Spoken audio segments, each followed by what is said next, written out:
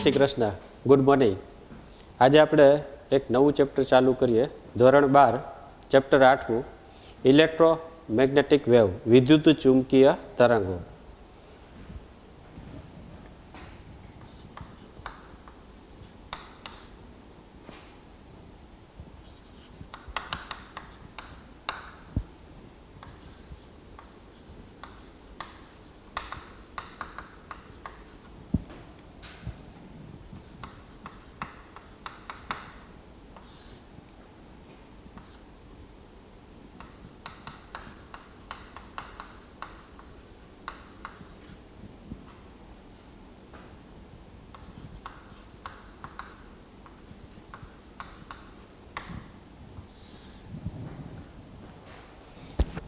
તો આજે નવું ચેપ્ટર ચાલુ કરીએ, વિદ્યુત ચુંબકીય તરંગો, ચેપ્ટર 8મું ઇલેક્ટ્રોમેગ્નેટિક વેવ્સ. નામ છે ઇલેક્ટ્રોમેગ્નેટિક. જુઓ, ઇલેક્ટ્રો એટલે વિદ્યુત અને મેગ્નેટિક એટલે ચુંબકીય. તો વિદ્યુત ચુંબકીય તરંગો, વેવ્સ એટલે તરંગ. તો વિદ્યુત ચુંબકીય તરંગ આ ચેપ્ટર નાનું છે અને સરળ છે, અને કોમ્પિટિટિવ એક્ઝામમાં પણ મોટે ભાગે આમાંથી પ્રશ્ન હોય છે. તો ચેપ્ટર નાનું છે અને સરળ છે, આને આપણે સમજતા જઈએ. આ ચેપ્ટરની અંદર આપણે શું શું આપણે ભણવાના છીએ એના વિશે હું થોડુંક સમજાવું. પહેલાં ઓવરવ્યૂ. તો આપણે આ ચેપ્ટરમાં સ્થાનાંતર પ્રવાહ,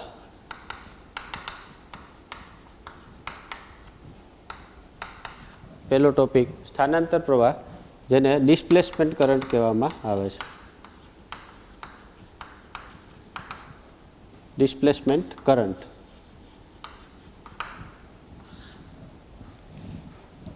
બીજો ટોપિક વિદ્યુત ચુંબકીય તરંગનું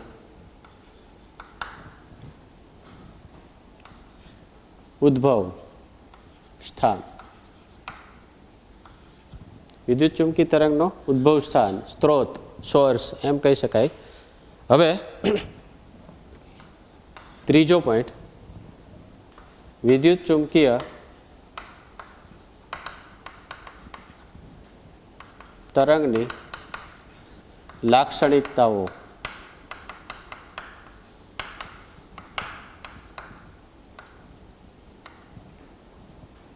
ચોથો પોઈન્ટ, વિદ્યુત ચુંબકીય વર્ણપટ. વિદ્યુત ચુંબકીય તરંગની લાક્ષણિકતાઓ, વિદ્યુત ચુંબકીય વર્ણપટ, જેને આપણે ઇલેક્ટ્રોમેગ્નેટિક સ્પેક્ટ્રમ કહીએ છીએ. Electromagnetic spectrum.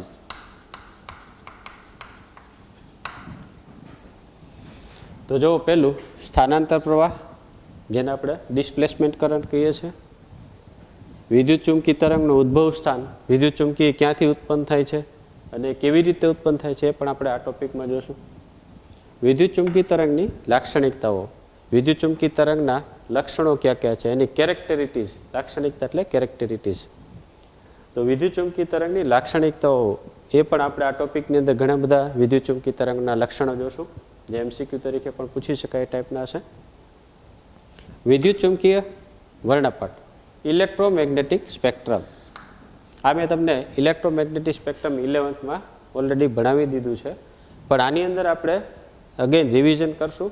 અને એની અંદર જે પણ વિભાગો હતા, જેમ કે રેડિયો તરંગ છે, માઇક્રોવેવ છે, આ બધા જુદા જુદા જે તરંગોના વર્ણપટ હતા એના વિશે આપણે અહીંયા ડિટેલમાં જોવાનું છે. એના વિશે સમજવાનું છે કે આ જે વર્ણપટ છે, રેડિયો વેવ છે, જે આપણે રેડિયો તરંગ, એના વિશે અમુક શોર્ટ નોટ આપેલી છે, એ તમારે જોવાનું છે. હવે આપણે સ્ટાર્ટ કરીએ. વિદ્યુત ચુંબકીય તરંગો, ઇલેક્ટ્રોમેગ્નેટિક વેવ, એમાં આપણે આને રિવિઝન આપી દઈએ, પછી આના પર જઈશું આપણે. તો વિદ્યુત ચુંબકીય વર્ણપટ કયા પ્રકારનો હોય, કેવો હોય, એ આપણે થોડુંક સમજીએ. મેં તમને લાસ્ટ ટાઈમ સમજાવ્યું હતું 11th, એ જ આપણે અહીંયા રિપીટ કરીએ.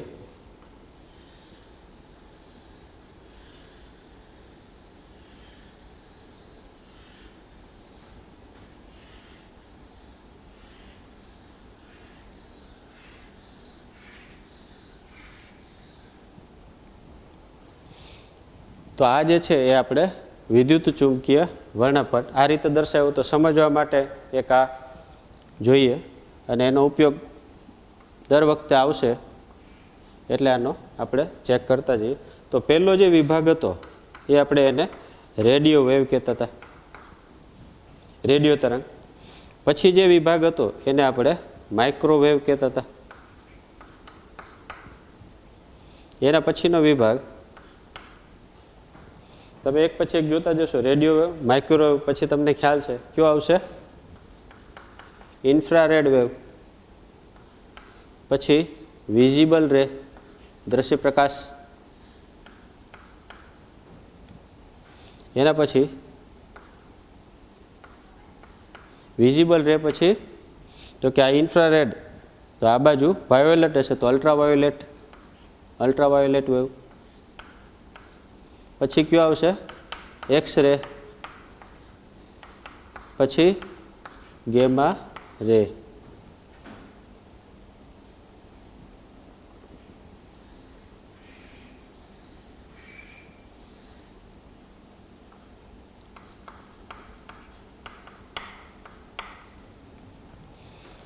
તો આ રીતે જુદા જુદા સેક્શન છે રેડિયો વેવ, રેડિયો તરંગ.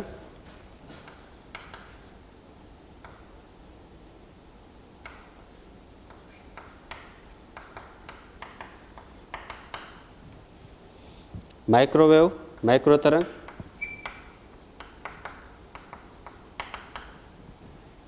ઇન્ફ્રારેડ, એટલે ઇન્ફ્રારેડને આપણે પાર રક્ત પણ કહેવામાં આવે છે. ઇન્ફ્રારેડ અથવા પાર રક્ત તરંગ. વિઝિબલ રે, તો વિઝિબલ રે એટલે દ્રશ્ય પ્રકાશ.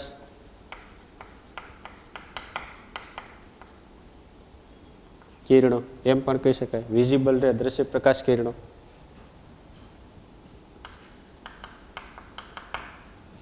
અલ્ટ્રાવાયોલેટ, જેને પારજાંબલી, અલ્ટ્રાવાયોલેટ,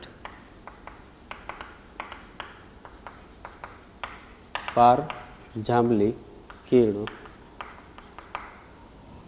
એક્સરે એટલે ક્ષ કિરણો.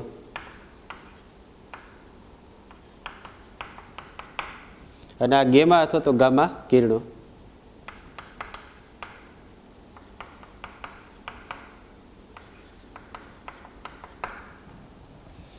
તો આ જુદા જુદા વિભાગો છે. આ ઇલેક્ટ્રોમેગ્નેટિક સ્પેક્ટ્રમ દર્શાવી દીધું આપણે, જેમાં પહેલું છે રેડિયો વેવ, રેડિયો તરંગ.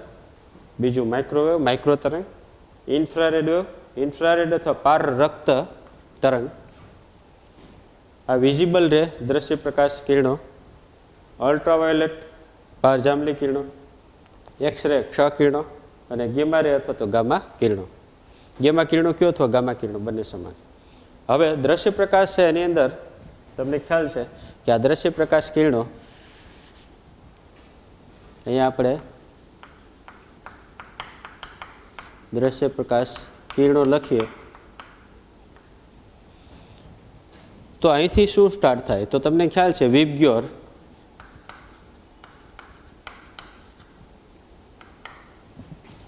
આ દ્રશ્ય પ્રકાશમાં આવે છે. જાનીવાલી પિનારા બોલીએ છીએ આપણે. તો આ violet, Indigo, blue, green, yellow, orange અને રેડ, આને વિબગ્યોર આપણે કહીએ છીએ. તમને આ ખ્યાલ છે? તો violet, Indigo, blue, green, yellow, orange અને રેડ, આને આપણે આમ ઉલટું કરીએ છીએ અને ઉલટું લખીએ છીએ અહીંથી. તો ઉલટું લખીએ તો આર પહેલાં આવશે, વિબગ્યોરનો જે આર છે અહીંથી સ્ટાર્ટ થશે, પછી ઓ આવશે, પછી વાય, જી, બી, આઈ અને વી. તો આ સિક્વન્સમાં છે પહેલાં red, orange, yellow, green, blue, Indigo અને વાયોલેટ. તો આ જે છે બરાબર છે કે નહીં ચેક કરવા માટે શું વિચારી શકીએ? જુઓ, આ ઇન્ફ્રારેડ છે, તો આ ઇન્ફ્રારેડ વેવ્સ તરંગ છે. તો ઇન્ફ્રારેડની બાજુમાં શું આવવું જોઈએ? રેડ, એટલે ચેક થઈ જાય. તો ઇન્ફ્રારેડની બાજુમાં રેડ આવે. અને અહીંયા અલ્ટ્રાવાયોલેટ છે, અલ્ટ્રાવાયોલેટની બાજુમાં શું આવવું જોઈએ? વાયોલેટ આવવું જોઈએ. તો આ આપણે ઓકે છે. તો આપણે જે લખેલું છે બરાબર છે કે ઇન્ફ્રારેડની બાજુમાં રેડ આવે, અલ્ટ્રાવાયોલેટની બાજુમાં આ બાજુ વાયોલેટ આવશે. તો આ રીતે વિઝિબલ રે દ્રશ્ય પ્રકાશના કિરણો છે એ આ રીતે વિચારવાનું. હવે મેં તમને આમાં સમજાવ્યું હતું એને રિવિઝન આપણે આપી દઈએ. તમને ખ્યાલ છે આ બે શૃંગ વચ્ચેનું અંતર છે ને આપણે તરંગ લંબાઈ કહીએ છીએ. તો આ તરંગ લંબાઈ, અહીંયા જો આ બે શૃંગ વચ્ચેનું અંતર તરંગ લંબાઈ આટલી. તો એનો મતલબ એવો થયો કે ઇલેક્ટ્રોમેગ્નેટિક સ્પેક્ટ્રમ, આના વિશે જ આપણે વાત કરીએ.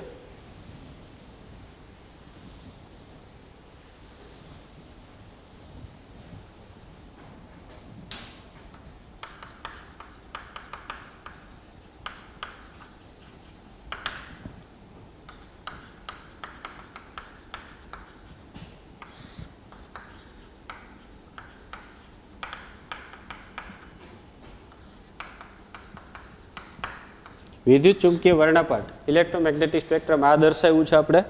હવે તમે ચેક કરો, અહીંથી આપણે આમ જઈએ તો તરંગ લંબાઈ ઘટતી જાય છે. તો તરંગ લંબાઈ અહીંથી સ્ટાર્ટ કરીએ આપણે, કે અહીંથી આપણે આ સાઈડ જઈએ એટલે ડાબીથી જમણી બાજુ જતાં તરંગ લંબાઈ અહીંયા કેવી છે? વધારે છે. આ બાજુ જઈએ એમ તરંગ લંબાઈ કેવી થશે? ઓછી થાય છે.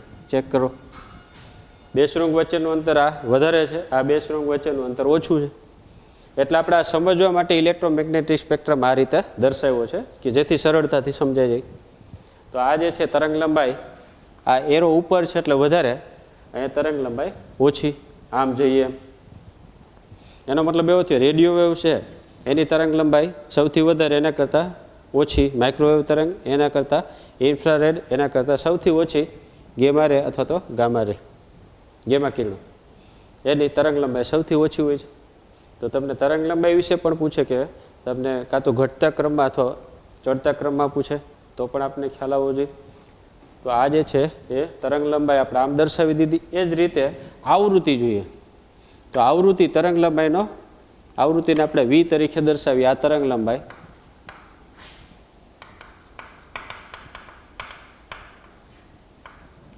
આ આવૃત્તિ વી તરીકે દર્શાવી દીધી. આવૃત્તિ તરંગ લંબાઈ કરતાં વ્યસ્ત હોય છે. તો આવૃત્તિ તરંગ લંબાઈ વધારે તો આવૃત્તિ કેવી હોય? ઓછી હોય. આ બાજુ જઈએ, જેમ જેમ આમ જોઈએ એમ આવૃત્તિ વધતી જાય છે. જો આવૃત્તિ એટલે શું? એક સેકન્ડમાં થતા દોલનની સંખ્યા. તો આ જે છે એક સેકન્ડમાં થતા દોલનની સંખ્યા, જેમ આ બે આપણે અહીંથી અહીં સુધીનું આ દોલન વિચારીએ તો એક સેકન્ડમાં થતા દોલનની સંખ્યા અહીંયા ચેક કરો, અહીંથી એક સેકન્ડમાં થતા દોલનની સંખ્યા અહીંયા કેવી હોય? વધારે હોય. અહીંયા કેવી હોય? ઓછી હોય. અને એક સેકન્ડમાં થતા દોલનની સંખ્યા ઓછી હોય તો આવૃત્તિ ઓછી હોય.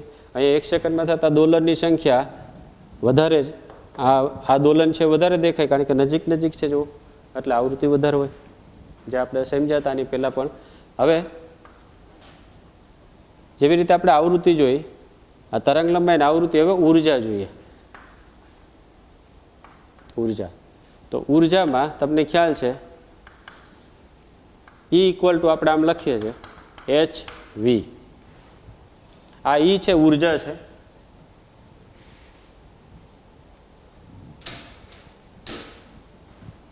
E equal to HV. જો આવૃત્તિ જ્યાં ઓછી હોય ત્યાં ઉર્જા પણ કેવી હોય? ઓછી જ હોય. H તો પ્લાન્ક અચળાંક છે. તો આવૃત્તિ ઓછી હોય ત્યાં ઉર્જા ઓછી. આવૃત્તિ અહીંયા ઓછી છે તો ઉર્જા ઓછી હશે. આ બાજુ જઈએ તો ઉર્જા કેવી હશે? વધારે હશે. એ જ રીતે તાપમાન, તો જ્યાં ઉર્જા ઓછી હોય ત્યાં તાપમાન કેવું હોય? ઓછું હોય. જ્યાં ઉર્જા વધારે હોય ત્યાં તાપમાન કેવું હોય? વધારે હોય.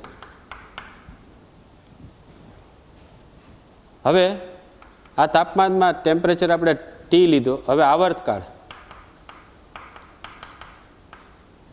આવર્તકાળને આપણે T તરીકે લઈ લઈએ. આ તાપમાનનો, આ ટેમ્પરેચર છે અને આ આવર્તકાળ. તો આ તાપમાનનો T આપેલો છે, આવર્તકાળનો T આપેલો છે. તો આવર્તકાળ જોવો જોઈએ. અહીંયા આવર્તકાળ એક દોલન પૂરું કરવા માટે લાગતો સમયગાળો મોટો છે, અહીંયા એક દોલન પૂરું કરવા માટે લાગતો સમયગાળો નાનો છે. તો આવર્તકાળ આમ જોઈએ તો આવૃત્તિ છે એનો વ્યસ્ત હોય, આ આવૃત્તિ છે એનો વ્યસ્ત, આવૃત્તિ અહીંયા ઓછી છે તો આવર્તકાળ વધારે, એક દોલન પૂરું કરવા માટે લાગતો સમયગાળો વધારે છે, અહીંયા કેવો છે? ઓછો છે. આવર્તકાળ અહીંયા વધારે, આમ જઈએ એમ આવર્તકાળ ઓછો. તો આ જે છે આ ખાસ રાશિ યાદ રાખજો. આ સિક્વન્સમાં જ કે ડાબીથી જમણી બાજુ જતા તરંગ લંબાઈમાં કેવા ફેરફાર થાય તો કે તરંગ લંબાઈ વધારે હોય ધીમે ધીમે આમ કરતા જઈએ એમ તરંગ લંબાઈ ઘટતી જાય છે. તો આ સેક્શન જેટલા પણ છે વિભાગો એની તરંગ લંબાઈ ડાબીથી જમણી બાજુ જઈએ તેમ ઘટતી જાય છે.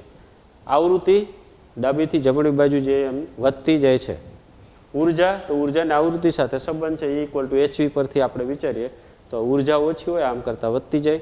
અને તાપમાનને ઉર્જા સાથે સંબંધ છે. ઉર્જા વધારે હોય તો તાપમાન વધારે હોય, ઉર્જા ઓછી હોય તો તાપમાન ઓછું હોય. તો ઉર્જા અહીંયા ઓછી છે, તાપમાન ઓછું. ઉર્જા વધારે, તાપમાન વધારે. આવર્તકાળ અહીંયા આવૃત્તિ કરતાં વ્યસ્તમાં છે. જો આવૃત્તિ અહીંયા ઓછી છે, આવર્તકાળ વધારે છે. અહીંયા આવર્તકાળ ઓછો છે, આવૃત્તિ વધારે છે. તો આ ખાસ યાદ રાખજો, આ ઇમ્પોર્ટન્ટ છે, આને આપણે યાદ રાખવાનું છે. અને સાથે સાથે આ જે મેં કીધું અત્યારે કે ઇલેક્ટ્રોમેગ્નેટિક વેવ છે એની અંદર આ જે સેક્શન છે, આ વિભાગો તમે એનસીઆરટીની જે ટેક્સ્ટબુક જોશો એની અંદર આ રેડિયો તરંગ, માઇક્રો તરંગ, ઇન્ફ્રારેડ તરંગ, વિઝિબલ રે અને અલ્ટ્રાવાયોલેટ, એક્સરે અને ગેમા રે એની અમુક નોંધ આપેલી છે. ટેક્સ્ટબુકની અંદર જે નોંધ આપેલી છે એના વિશે ડિસ્ક્રિપ્શન આપેલું છે, વર્ણન કરેલું છે. એ વર્ણન તમે એક વખત વાંચી જજો.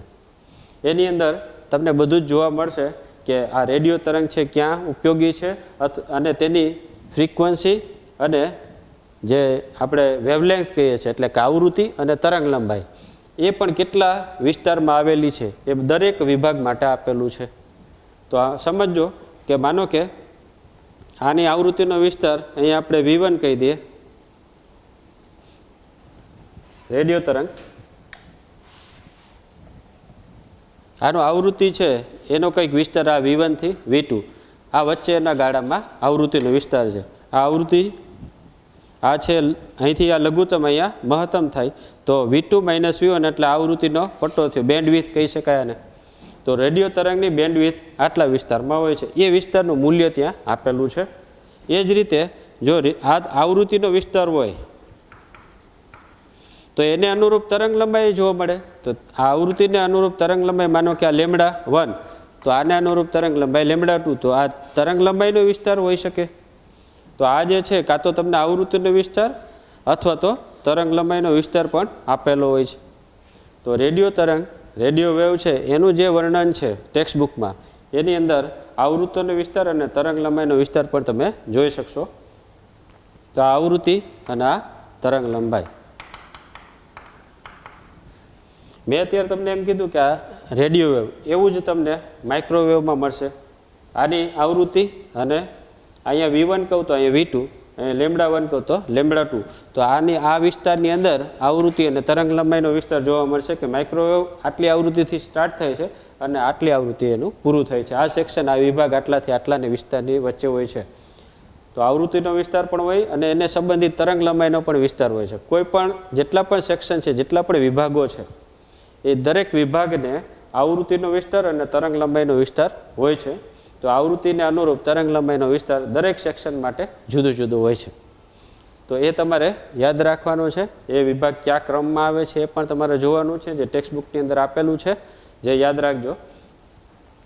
હવે આ જે છે વિદ્યુત ચુંબકીય તરંગ એની ઝડપ એવું નોંધવામાં આવ્યું કે વિદ્યુત ચુંબકીય તરંગ છે એની ઝડપ એ શૂન્યાવકાશમાં પ્રકાશની ઝડપ 3 × 10⁸ મીટર/સેકન્ડના ઝડપ જેટલી જ જોવા મળી.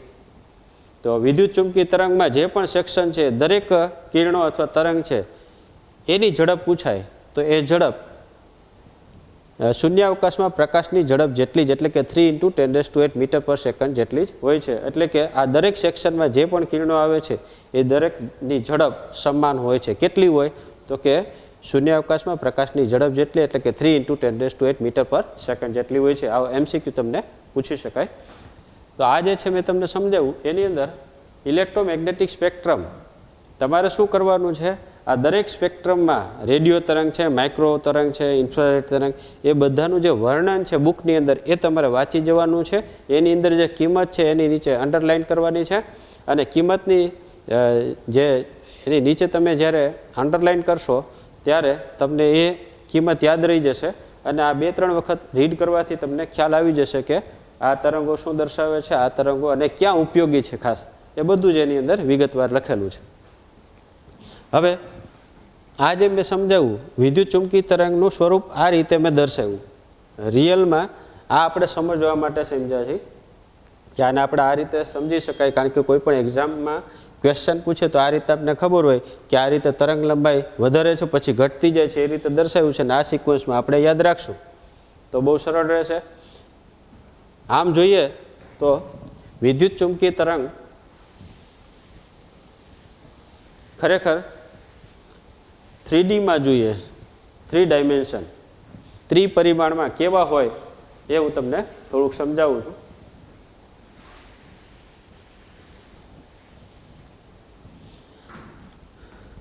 રેડિયો માટેના જે તરંગો જતા હોય અથવા તો આપણે મોબાઈલની અંદર જે તરંગો જતા હોય અથવા તરંગો આવતા હોય, ટ્રાન્સમિટને રિસીવ થતા હોય, જ્યારે પણ ફોન કરીએ આપણે મોબાઈલમાંથી ત્યારે જે વેવ્સ નીકળે છે, તરંગ નીકળે છે, આપણે એ તરંગો છે એ કયા સ્વરૂપે હોય તો કે ઇલેક્ટ્રોમેગ્નેટિક વેવ, વિદ્યુત ચુંબકી તરંગ સ્વરૂપે હોય છે.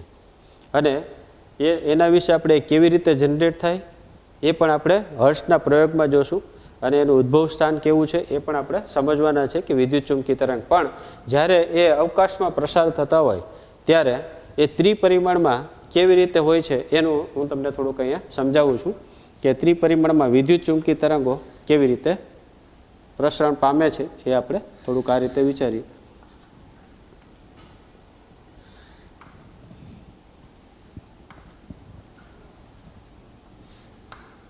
આ એક્સ, આ વાય અને આ ઝેડ. અહીંયા આ ઉગમ બિંદુ છે, ત્યાંથી આપણે આમ વિચારીએ.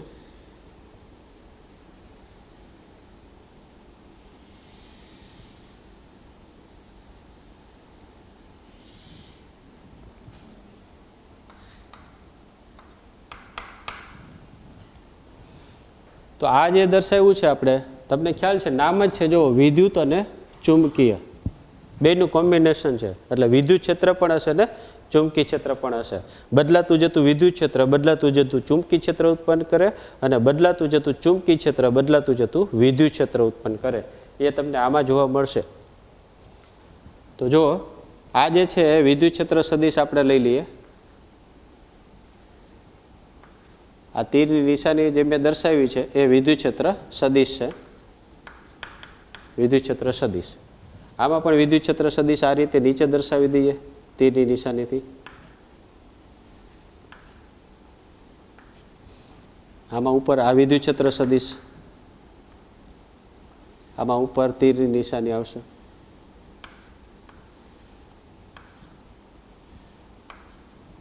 આ વિદ્યુત ક્ષેત્ર સદિશ,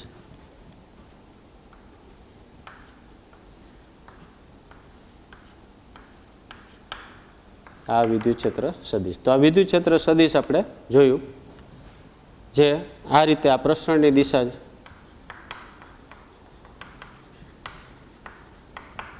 વિદ્યુત ચુંબકી તરંગના પ્રસરણની દિશા આપણે આ રીતે દર્શાવી છે.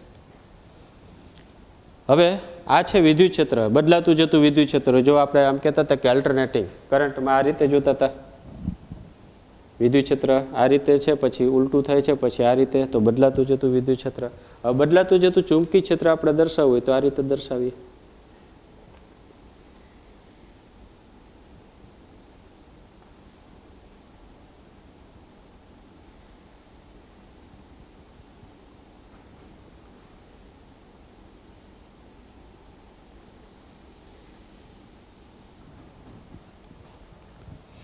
તો જુઓ આ વિદ્યુત ક્ષેત્ર છે. તો ચુંબકી ક્ષેત્ર હંમેશા વિદ્યુત ક્ષેત્રને પરપેન્ડિક્યુલર એટલે કે લંબ હોય છે. તો લંબ દર્શાવવા માટે આ ચુંબકી ક્ષેત્રનો એરો છે. જો આ 90 ડિગ્રી થઈ ગયું, આ વિદ્યુત ક્ષેત્ર અને આ ચુંબકી ક્ષેત્ર. એ જ રીતે આ 90 ડિગ્રી ડ્રો કરવાનું. તો ડ્રો કેવી રીતે કરવું એ સમજજો. આ બધા જેટલા પણ છે 90 ડિગ્રી π/2. તો આ જે છે એ આપણે ચુંબકી ક્ષેત્ર દર્શાવી દીધું. જો વિદ્યુત ક્ષેત્ર આ છે, ચુંબકી ક્ષેત્ર આ 90 ડિગ્રી, બંને વચ્ચેનો ખૂણો 90 ડિગ્રી. એ જ રીતે આ વિદ્યુત ક્ષેત્ર, આ ચુંબકી ક્ષેત્ર, વિદ્યુત ક્ષેત્ર, ચુંબકી ક્ષેત્ર આ બધા 90 ડિગ્રી છે. એ જ રીતે આ બધા વિદ્યુત ક્ષેત્ર છે તો ચુંબકી ક્ષેત્ર એને રાઈટ એંગલ આવશે. આ જો 90 ડિગ્રી. આ વિદ્યુત ક્ષેત્ર સદિશ, તો આ ચુંબકી ક્ષેત્ર. એ જ રીતે આપણે આ દર્શાવીએ તો આ રીતે આવશે. આ બધા રાઈટ એંગલ. તો આ વિદ્યુત ક્ષેત્ર છે, તો આ ચુંબકી ક્ષેત્ર. એ જ રીતે આ વિદ્યુત ક્ષેત્ર, તો ચુંબકી ક્ષેત્ર રાઈટ એંગલ આમ આવે.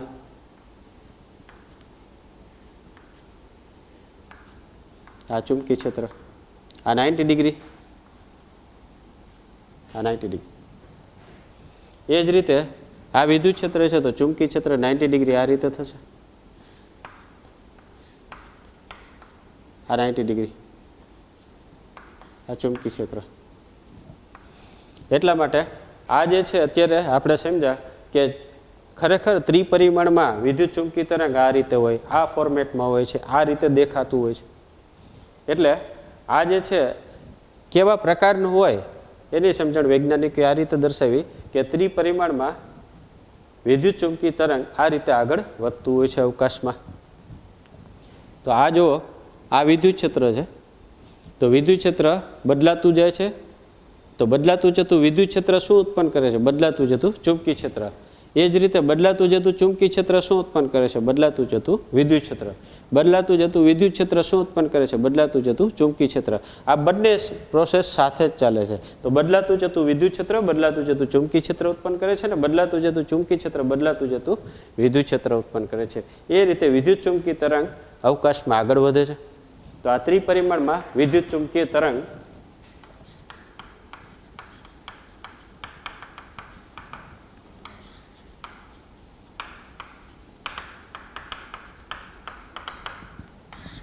આ આપણે દર્શાવી દીધું. તો ત્રિપરિમાણમાં વિદ્યુત ચુંબકી તરંગ આ રીતે દેખાતું હોય. આપણે જે સમજવા માટે વિદ્યુત ચુંબકી વર્ણપટ જોયું હતું એ આપણે દ્વિપરિમાણમાં દર્શાવ્યું હતું. શા માટે? એને આપણે સમજી શકાય સરળતાથી. પણ ખરેખર સ્વરૂપ વિદ્યુત ચુંબકી તરંગનું આ હોય છે, જેમાં વિદ્યુત ક્ષેત્ર સદિશ અને ચુંબકી ક્ષેત્ર સદિશ એકબીજાને લંબ હોય છે. બંને વચ્ચેનો આમ ખૂણો કહીએ તો π/2 હોય છે. અને વિદ્યુત ક્ષેત્ર સદિશ અને ચુંબકી ક્ષેત્ર સદિશ અવકાશમાં આ રીતે દોલન કરતા હોય છે. તો અહીં સુધી રાખીએ આપણે આ ચેપ્ટરમાં. નેક્સ્ટ ચેપ્ટરમાં આગળ નવું જોઈશું. ત્યાં સુધી અહીંયા સુધી જ આપણે રાખીએ. Thank you very much.